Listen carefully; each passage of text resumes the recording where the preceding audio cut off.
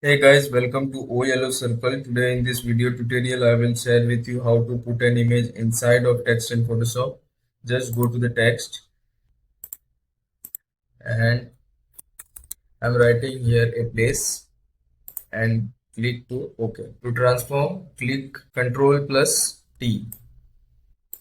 Now I have increased the size of the font. To upload an image, go to the file and here you see place embed, or just you can drag and drop the image. I will adjust this image according to the artwork. Now it's done.